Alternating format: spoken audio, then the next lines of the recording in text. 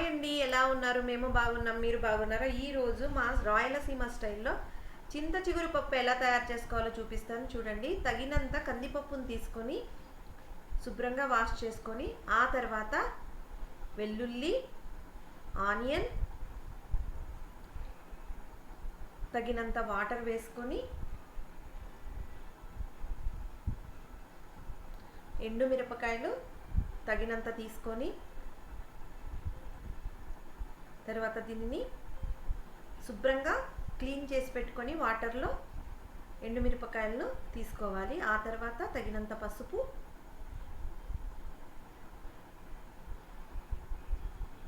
ఆ తర్వాత క్లీన్ చేసి పెట్టుకున్నటువంటి చింత చిగురు,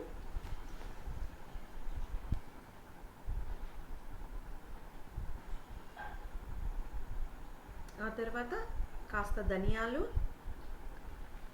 కాస్త జీలకర్ర,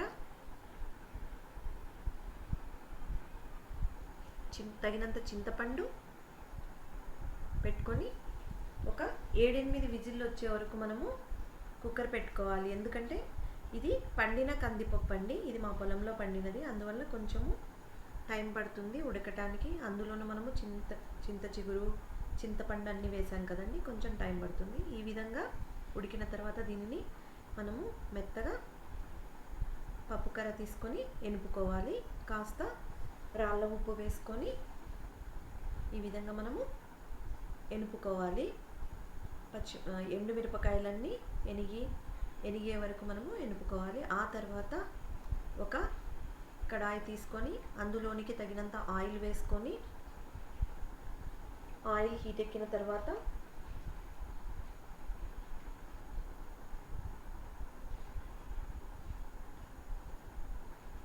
ఆవాలు, జీలకర్ర, ధనియాలు, మెంతులు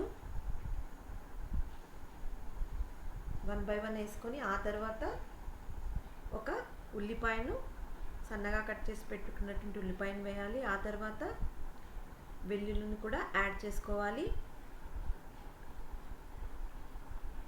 ఆ తర్వాత ఒక గుప్పెడి కరివేపాకు, తిరువాతకు సరిపడా ఎండుమిరపకాయలు అన్నీ వేసుకొని మంచిగా గోల్డెన్ బ్రౌన్ వచ్చే వరకు ఫ్రై చేసుకోవాలి. ఈ తాలింపు ఎంత మంచిగా ఫ్రై అవుతే అంత పప్పు రుచిగా ఉంటుంది. చింత చిగురు పప్పు రైస్లోకి కానీ, జొన్న రొట్టెలోకి కానీ, చపాతీలోకి కానీ చాలా చాలా టేస్టీగా ఉంటుంది. ప్రతి ఒక్కరూ ట్రై చేయండి, చాలా టేస్టీగా ఉంటుంది. ఈ విధంగా మంచిగా మనము ఫ్రై చేసుకొని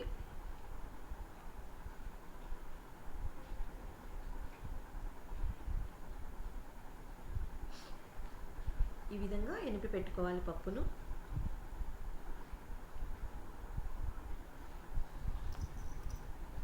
ఆ తర్వాత ఈ విధంగా ఫ్రై అయినటువంటి పోపును తీసుకెళ్ళి పప్పులో మిక్స్ చేయాలి. ఈ విధంగా పప్పులో కలిపిన తర్వాత ఈ విధంగా గరిటె తీసుకొని మంచిగా కలుపుకోవాలి. దీన్ని రైస్లోకి కాస్త నెయ్యి వేసుకొని తింటే చాలా చాలా బాగుంటుంది. ప్రతి ఒక్కరూ ట్రై చేయండి. బాయ్ అండి.